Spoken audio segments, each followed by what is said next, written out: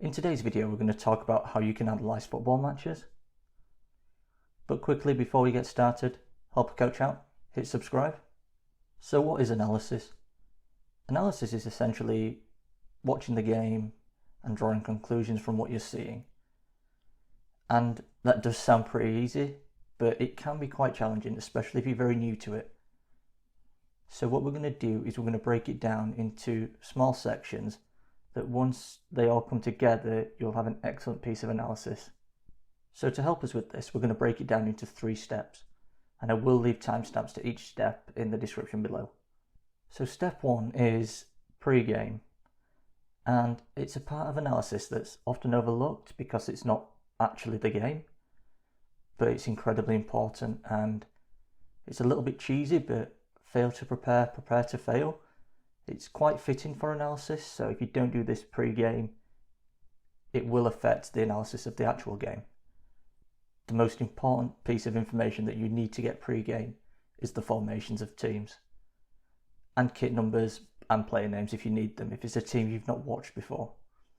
This will help you quickly recognise which players are where on the pitch whilst the game's going on, so you can quickly make notes of it. If you're having to go and look at what the player number 19's name is, it's not going to help. So you need to have this information ready. Also, with your pre-game information, you can have a look at form, head-to-heads of the teams, just to get a little bit of an idea of how you might expect the game to look. And also, here's my first top tip. Just do a quick read of the team that you're going to analyse. For example, if you're analysing Arsenal, just have a quick read about Mikel Arteta's tactics. This will just give you a little bit of an idea of what to look for while the game's going on, so you're not completely new to it. It's the same for any team. Bielsa's Leeds, for example, just read about them. Just get that little bit of information in your head so you know what the game's going to sort of look like. It will help. So the game's kicked off, and this brings us to step 2, shape. It's the first thing that I would advise you to look for and potentially spend the first 5 to 10 minutes of the game looking at it.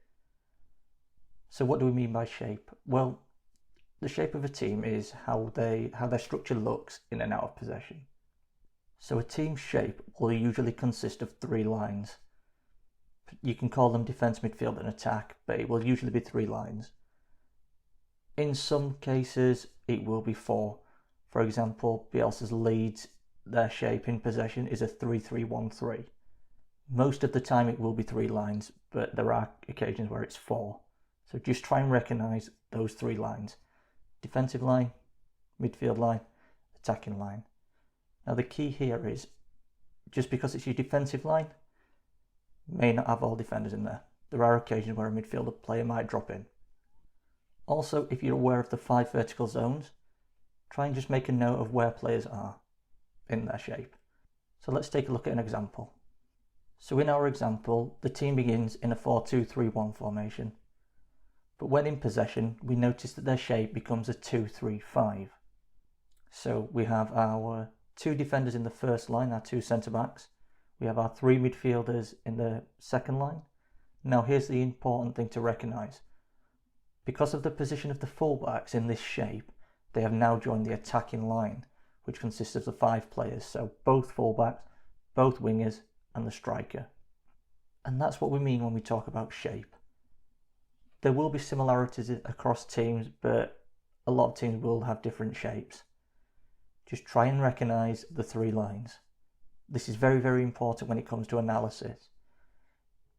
Don't overcomplicate it. It becomes very, very easy to make things much harder than they need to be. When thinking about a team's shape, just try and recognise those 3 or potentially 4 lines. So now we've got the team's shape together, we now get down to the really nitty-gritty analysis. We now need to start thinking about the tactics of the team both in and out of possession. So when the team's in possession, do they play out from the back? Do they play short passes from the goalkeeper and build through the pitch? Or do they play direct? When out of possession, are our team pressing or are they straight into a deep block?